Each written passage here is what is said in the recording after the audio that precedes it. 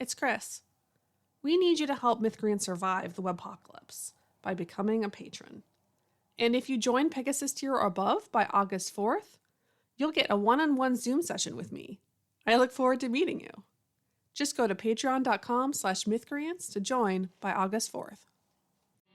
There was a castle by a waterfall with a pink and purple wall and a princess living there. She had no parents and was all alone. She got by on her own and she liked it pretty well. 'Cause she never wore socks. She had a pet snake. She bought a red guitar and she ate a whole cake. And there wasn't anybody there to tell her what to do, so she did what she wanted to. Everybody knew the story of the princess who saved herself. Welcome to the Mythcreant podcast. I'm Chris, and with me is... Oren. And... Bunny. We are, of course, co-hosts who are completely equal partners, but I happen to have a secret dramatic backstory. So the next 10 episodes are going to have to be all about me and how shocking but cool my backstory is. We're all equal, but some of us are more equal than others. It's okay, Chris. We love you. You deserve this. Go for it. Right. I want to learn more. You're so correct about how these next episodes should go. Whoa, hang on. I think I'm actually going to disagree with Chris, just so that she can show how right she is, of course. Like, I'm not going to try to actually argue. I'm just going to put up some really pitiful, objections that will be easily Don't listen smacked to him, aside. Chris. He's a jealous hater. This might literally be a sign that I've been mind-controlled by the villain. Yeah, did you know that I used to be a rebel who wouldn't follow anyone's rules? That's right. They called me the bookender because I would slink around finishing people's unfinished manuscripts. But no one ever knew who I was. But ta-da! Shocking! I am the bookender. That's so cool. That's just the greatest thing that has ever happened. Oh my god, your eyes just changed color. I know. They change new color and depending on my exciting, mood. Sparkly. Yes. And your hair, too. Interesting. It's also a sign that I am the chosen one and I have the secret power that's needed to defeat the villain. Yeah, but you're very modest, obviously. Of course. Naturally. Yeah. In fact, that's why I'm the chosen one. I'm so modest. And only a modest person can defeat the villain. Don't worry, you'll win every verbal smearing match with him, though. So, making fun of candid characters is always very easy. So, It's we're punching up. talking about how to fix over-candied characters, and just a review. Most people listening probably know what we're talking about, but again, so a candid character is one that gets lots of glorification. Lay people are most likely to call these characters Mary Sues, which we don't use because it's a gross and sexist term. It specifically targets women, even though in really big budget popular works, they are far more likely to be men. Also, what if I don't want to marry Sue? Yeah, you don't have to marry anybody. You can be single for as long as you want. Yeah. The other thing that's weird about Mary Sue's is it kind of conflates having a self-insert character with having glorified character. And while those things can go together, there are also authors that will put in a self-insert character and then really beat up on them. Yeah, which is way worse. Man, it's so uncomfortable to read a book about a character who is obviously the author's self-insert, and then the book just craps on them for the. I'm just like, author, are you okay? I don't know. This is. Maybe you need to talk to someone. Yeah, I think oftentimes it's their younger self, right? Where they're like, "Oh, why couldn't I be more like this when I was younger?" And then they kind of. But hey, stories are an outlet for our deep feelings. Yeah. Psychology. Sometimes making them more transparently obvious than we would choose. Yeah. I mean, in reality, most of the time you will never know if a character is the author's self-insert or not, right? That's just, for the most part, that never comes up. It only matters when suddenly people are looking for a reason to dislike a character, and they're like, "Oh, this is definitely the author's self-insert." And like, if you say so, bro. I mean, sometimes self-insert character might be like an incredibly boring everyday person. I'm kind of reminded of that like Calvin and Hobbes strip where Calvin says he's writing a book and Hobbes asks what it's about, and he says it's about a guy who flips through channels with his TV remote. And Hobbes looks to the camera and kind of walks away, and he's like, "They say to write what you know." Yeah. Again, there's nothing wrong with self-insert characters. They're fine. But in any case, if we're looking at Candy, which is different than a self-insert character, we've covered some of the typical signs. Always being right is a thing that a lot of Candied characters have. Usually they are more quirky and unique than the characters around them. Right? You can see that that's where the creative energy is going. They typically solve problems easily, being exceptionally good at an unusual number of things, like having 3 sets of professional skills that they're like the best in the world at, for instance. They have so many PhDs. Having like, special physical features like bright eyes or color changing eyes or, red hair. Instead of just red hair. Redder than red. True red. The color of flame. It's like, wait a second. Flames aren't true red. What? It's blue at the roots. I don't know. So is it the color of flame or is it true red? You should just say the color of blood in that case. So, and then oftentimes they get lots of social recognition because in many cases the storyteller is looking for excuses to give them social recognition. So like them being famous, being the chosen one, having people admire or alternatively like envy them, right? Those like jealous haters, for instance, having them die or fake die just so that everybody can be super sorry about it. Oh, this one is the most reliable way to identify them for me. If there's a gratuitous funeral sequence where everyone weeps and talks about how cool they are, that, my friend, is a character you need to take some candy from. And I know this because I used to do it we're absolutely self-insert manuscripts. Right. And I do think actually that young people, like kids, tend to have, more taste for candied characters. They like more candy than adults do in general, right? But there's lots of personal variation, I should say. Just because a character is candied does not mean that story is for kids. Just gotta be firm about that because there's a lot of people who say things like that that's not good. But kids in general do seem to like candy a lot, and I think a lot of us have had the experience when we were young of making our super candied character in our stories, and that was fun. It was fine. But you have to evolve a little bit. But yeah, Kavoth, the Name of the Wind, right? Who has the true red hair, red as flame, is pretty much the quintessential example of a super candied character.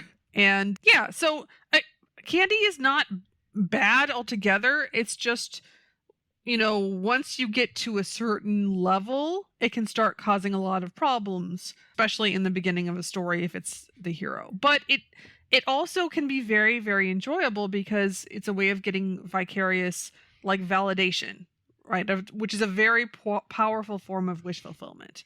Everybody wants to feel special. Mm-hmm. And so it allows the audience, if they like the character, right? If they've already bonded with the character, it gives that, vicarious feeling of validation. And that's really fun. The problem almost always comes when the audience is either not super into the character or needs to be sold on the character still, that it causes lots of issues. Right. It's like, because it's harder to invest in a character when you start off by being told how great and cool they are. It's like, that's not anything like me. That seems like a weird space alien you've created right here. Alternatively, maybe the character is being endlessly beaten up on. Surely that's more relatable. Yeah, I mean, you can go too far in the other direction, right? Yeah. Yeah. I mean, generally you do want your protagonist to have some candy. And again, there are audience members who will really just love a character who has tons of candy right out of the gate. At that point, I don't think it's optimal if we're talking about the hero of the story, just because I think that you can, if you do a few things to help mitigate it at the beginning, you can get a wider appeal, right? Get those people who like candy and then also additional people. Whereas if you go with tons and tons of candy, anybody who is just ready to identify with that character instantly, they might love that, right? And there are some people who just like candy, right? So I'm not going to say that, if you really love candy characters and you find an audience for that, and that's enough for you, that's a bad thing. You shouldn't be doing it. But for most of us, we're trying to get a little bit of a broader audience on board. And this divisiveness, of course, also why there's an unfair double standard, right? And why we've got this Mary Sue label blaming women, because if men are the ones who have the most influence, they look at these female characters with lots of candy and they don't identify with these female characters. And so they're like, oh, Mary Sue's. Meanwhile, Kavoth gets a free pass. So, in any case, that's kind of the lowdown on candy and over candy. I like to use that to specify that they have too much candy, as opposed to assuming every character that has a lot of candy has too much. Like, I think Luffy, for instance, in the live action One Piece, I think he's generally a good character.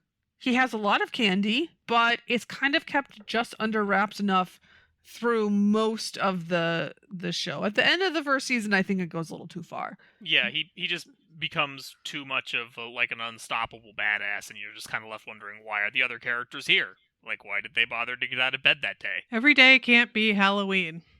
Candy must be spread out. But I mean, Luffy has the obvious benefit of he's a real goofball, and so you can give characters who don't take themselves as seriously can handle a little bit more candy than characters who do take themselves more seriously, just because they don't rub it in your face. They don't act like they're so cool. Because when someone starts acting like they're so cool, you immediately want to be like, no, you're not. You're not cool. Because we're all contrarians. Whereas Luffy's like, I'm just a guy. I just like to just steal stuff or be pirates. He doesn't really like stealing, but he does like being a pirate, Mm-hmm. Yeah, I think humility and kindness work really well for candied characters. Mm-hmm. Because then them being so cool and such a badass is not like so in your face. And it also helps to prevent them from actively kind of mistreating or pushing aside other characters, right? So Luffy, for instance, his entire goal in the beginning is to get his own pirate crew. So he's really nice to the side characters. He wants to charm them, instead of being like, oh, I'm a cool badass loner, I don't need any of you. Right? He's just a really nice guy. And you don't know that he has, all of these skills. Now, obviously, if we were writing this from Luffy's viewpoint, we wouldn't want to pretend that he doesn't have any powers for a long time, but he could still, if he's naturally a humble character, he could still kind of downplay them in his head a bit and do that kind of thing. The thing about candy is that it can come across as boastful or boasting on behalf of the character, and because boastfulness is annoying, then we want to see that character taken down a peg or two. But when the character exists to be cool, they probably won't be, and that'll get irritating. Mm-hmm. It starts to kind of accumulate, feels like an arrogant character, starts to kind of give them bad karma, where we feel like, okay, they have all these rewards they haven't earned, and we have a natural sense of fairness, and so we want to see them kind of punished at some level. Now, the other thing with a hero is, again, when you're introducing them, we usually want them to have sympathy. And if they have so much candy, it absolutely kills sympathy. So if you can just delay some of their coolness a little bit so that you can give them the dark backstory, or you actually make them struggle, especially in the beginning, right? And have them have a hard time. That's really helpful. Have them do cool things so that they earn being famous. Right? Again, everybody enjoys candy once they're actually attached to the character and they feel like the character has done something to earn it. Right? Everybody likes, as far as I know. I mean, now that I say that, somebody out there is going to say that they don't like it.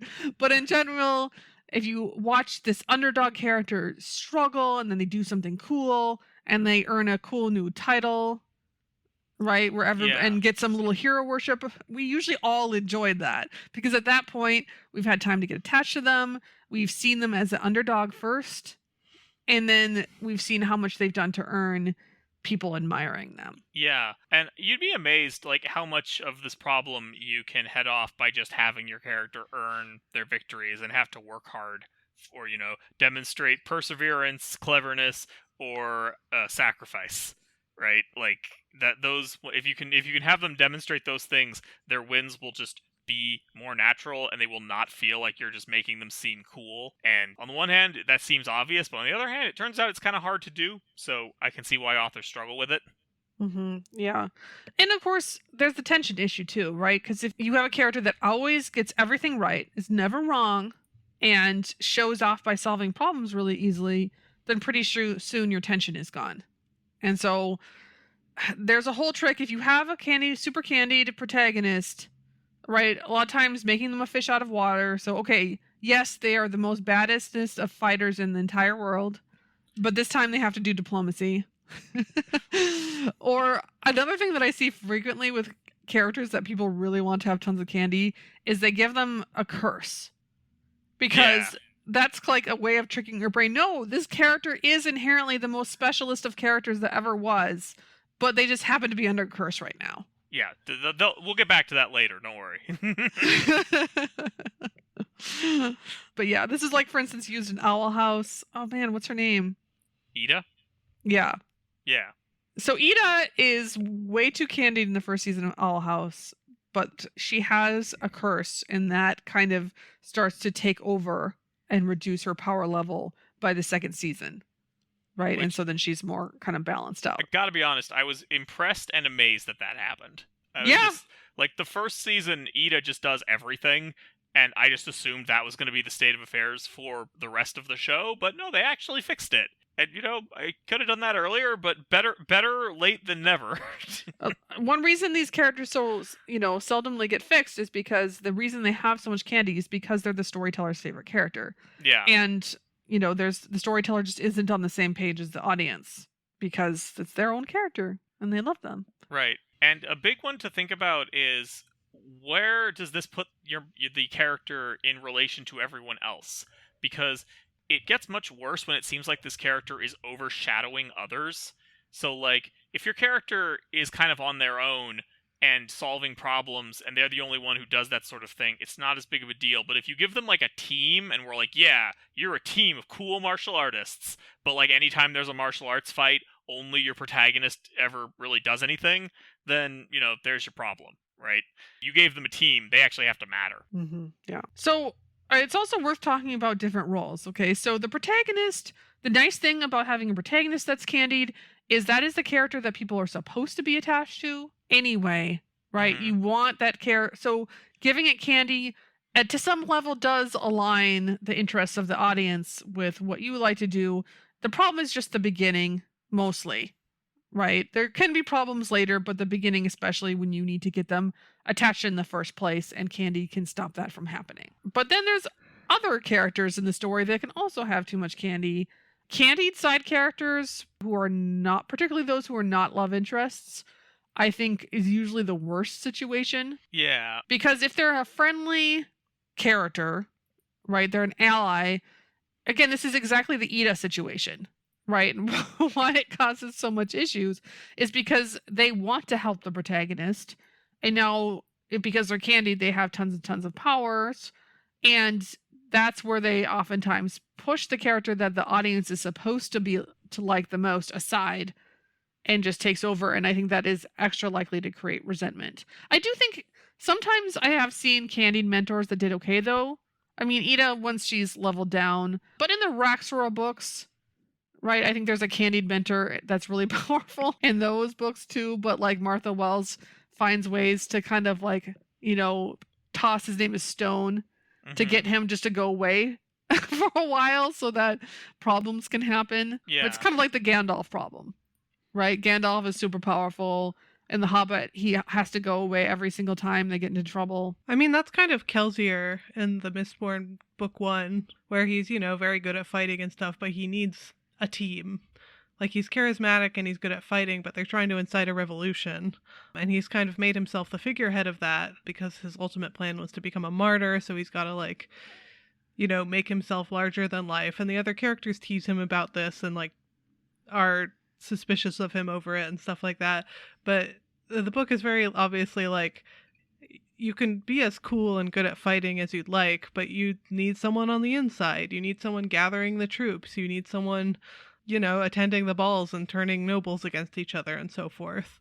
So while Kelsier has like tons and tons of candy, there are multiple roles happening in the book, so it doesn't feel like he's taking away the other characters' jobs. Yeah, and Brando Sando in that book spent a lot of effort on the question of why does Kelsier have to be somewhere else right now? Yeah. He's got other places to be. He's a busy guy. Yeah, we're focusing on Vin now. Kelsier's somewhere else. Don't worry about it. Right. And if you gave like a candied side character like that, the level of like social admiration that often storytellers want to give right to a candied character, it would just, I think it would get really out of hand and create a lot of resentment. It's a little bit better when the side character is a love interest because, you know, oftentimes being super competent makes that love interest more attractive, but they can still be obnoxious. Yeah. But there are definitely, you know, especially in heteromancy, there's definitely quite a few women who want the male love interest to just be the most candied. And so that's partly a matter of taste at that point. Again, we have the same problems with him completely getting rid of her agency and that kind of thing. But I think it's often not quite as bad because there are also some benefits to having a candied love interest. Well, he does have to brood a fair amount, so there is that. Brood, but in a cool way. And sometimes if you have a side character, you know, that you super love or is really candied, maybe you should consider making them your main character. Yeah, sometimes. Depends on the, you know, sometimes they would be the worst as the main character, though. Yeah, I mean, it depends on the situation, but there are times when that it might be a better solution. Of course, I do feel like sometimes people get attached to the side character because they know they shouldn't make their protagonist so candied that the protagonist can just breeze through all of the challenges of the story. Mm-hmm. And they also can't get away with making their main character super mysterious. And so that's why they build up a candied, mysterious side character, which I don't know what to tell you. It just doesn't work well in prose. It just doesn't work very well. Oren just had an article about that. And then finally there's villains, which also are supposed to be competent, right? They're supposed to be threatening. And so they can tolerate candy. In fact, having people admire them could be a great way to make them more interesting. And have them then, everybody admires them, but it turns out they're really evil. Yeah. Even so, I have still seen villains that are too candied. Yeah, Still happens. Once the villain gets to the point where it feels like the writer is like into the villain and like wants you to believe that the villain has a point when the villain does not have a point, that's like the classic, right? It's like, yes, I had to torture the babies for the greater good. It's deep, you see. And like, yeah, you have to stop me because I'm contractually obligated to make this a show where the heroes win, but I'm going to get several monologues out of this. For me, the point at which I noticed that villains have too much candy is when the protagonists suddenly are worse at things, suddenly become less competent whenever they're around that villain to make the villain look good, right? Like the villain, you know, gets in their last word and the protagonist is just speechless in response, right? Or the protagonist, you know, forgets how to do something so the villain can point it out, or something like that. In a normal scene, the protagonist would have a verbal response or, you know, remember something or do something well, but suddenly they can't. Yeah, so I think in Nancy Drew Constance is I think her name. Yeah, that was frustrating. She's a very, very frustrating villain. She's a witch that Nancy Drew is apparently descended from. And you just, in all of their interactions, you can just tell the writers just love this villain because she always gets that last word in. And somehow her plans can never be undone. Unlike all of the other villains. She's always got, you know, ahead of them. right? And again, some of that can be fine. Getting one over on the protagonist can raise tension. But at the end of the story, usually the villain is supposed to lose. And even if the villain wins, usually we're doing a tragedy, and it's not about the villain winning, it's about how the protagonist did something wrong. So the focus is not on the villain, right? Right. If the story is really about all about how the villain wins because the villain is super cool, there's usually something wrong there, and maybe you wanted to make that villain your main character.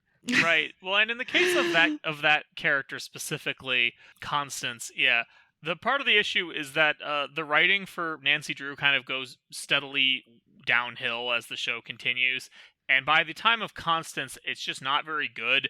And so they have a really hard time, like, giving Constance, like, actual plans that would work. Like, her plans are all really bad, but they have to work, otherwise the show can't keep going.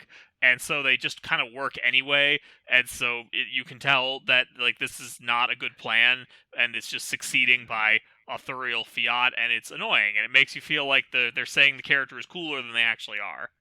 But we also had, man, there was this one villain, the villains in Made in Abyss, this anime that we did not finish. Also, you could tell that the writer loved them way too much, and some of them were very gross, child torturing. That was the guy I was making fun of with the child torturing. Is like it's like he's torturing children. It's like that's bad, I guess. Like, okay, I do hate him now, but this was supposed to be a villain with something to say, but there's really nothing to say about that. It's not a complicated subject. And also the protagonists have to struggle very, very hard against him, but they are never allowed to defeat him. Like, they just get a false victory and move on, and then they're like, oh, but don't you know, he was fine, and this is all part of his plan, and it's just... Shut up. Puppeteer villains. I want to kill that guy, personally, with my bare hands. But that means they're doing something right, Chris, because you're not supposed to like the villain. No, I don't love to hate him. I hate him. See, what people don't understand when they make that argument is that there's a difference between hating the villain and hating the villain as a character in the story. If you want to stop reading the story because the villain is bad, then that is a... That's not good. That's not the kind of dislike we want. Yeah. But yeah, puppeteers and puppeteer villains are maybe the worst kind of over-candied characters, just because by definition they remove everyone's agency. Yeah, like was it Black Swan in Wanderers? In Wanderers. God damn it. Oh my god. God, I hated that. Black Swan is this. Okay, this also combines the trope of having the little cute character be secretly a puppeteer. Because in the Wanderers, there's this AI that only communicates through this, like, is it like a little phone or something? Yeah. It has like little light pulses or something.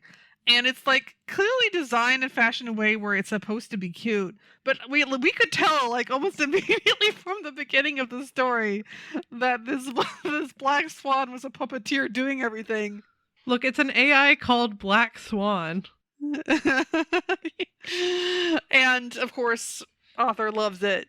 And that was not great. But again, the purpose of a villain, they're supposed to get bad karma, and that bad karma is supposed to balance out at the end of the story when they get their comeuppance. Okay? So if you don't balance the karma, if you don't do your karmic accounting and you just leave them with that bad karma tab, that's going to be really unsatisfying and perhaps make the audience want to strangle them with their bare hands. Right. It's like being in a role-playing game and the GM just gets way too into their NPCs. It's like that's not who the story's about. Calm down. Right? Mm-hmm. Yeah. Which, again, same goes for some of the other things we're talking about, the kind of like social validation that often comes with candied characters. Is even if you get a character who is, okay, they're nice to other characters, they're humble, we get them to struggle enough in the story, the last thing to look out for is just when you start to kind of make things feel unnatural or derail things just to give them more like social admiration, just like the funeral scene where everybody's bawling. I mean, Star Trek Voyager actually has One of those. Does Babylon 5 have that too? Yes, that was one of my points. That was in my article where I was pointing out that Sheridan and Janeway are basically the same character. They're basically the same character. They both have the funeral scene with people gushing. Oh, the Sherlock show as well. We can't forget that. Oh, yeah. But the backstory reveal. This is a key one, again, that I very commonly see with candied characters. Because the thing about a backstory reveal is oftentimes the audience doesn't care. Like, no one cares, okay? Like, if you reveal that this character has a backstory where they used to be a rebel or where they used to work for the other side, like, it only matters if it actually affects the plot in some way. And you can tell that the storyteller really likes this character if it doesn't actually change anything, but it's delivered in the story as though it's like a really big twist or really big deal, right? And it's just like, be impressed. I don't care. And be impressed, Chris. But like it's an important moment for the storyteller because the storyteller absolutely loves this character and it's a way of giving that character more candy. This was why, hot take, this is why all of the attempts to do a Wizard of Oz prologue with the wizard as the main character are doomed to fail. Because the whole point of the wizard is that he's a clown, and that he only succeeds because everyone in the Emerald City is even more of a clown than him. So, like, trying to make him seem like a cool protagonist is like, no, that will never work. He's a loser. That's the whole point of the story. Alright, and now that we've successfully established that very important factoid about the Wizard of Oz, I think we're going to go ahead and call this episode to a close. If this episode gave you some vicarious candy, consider supporting us on Patreon. Go to patreon.com/mythcreants. And before we go, I want to thank a couple of our existing patrons who have the correct amount of candy, just to be clear. First is Amon Jabber. He's an urban fantasy writer and a connoisseur of Marvel. Then there's Kathy Ferguson, who's a professor of political theory in Star Trek. We will talk to you next week. There was a dragon with a pointy tail. He was bigger than a whale and his breath was terrible. He scared the princess when he came around. Tried to burn the castle down, but she caught him by his tail. Then she tied him to a tree so the dragon couldn't fly. She told him he was mean and it made the dragon cry. When he finally apologized, she offered him some tea. He accepted it graciously. Now he visits every weekend with the princess who saved herself. You're listening to the Mythcreant podcast with your hosts, Oren Ashkenazi, Mike Hernandez, and Chris Winkle.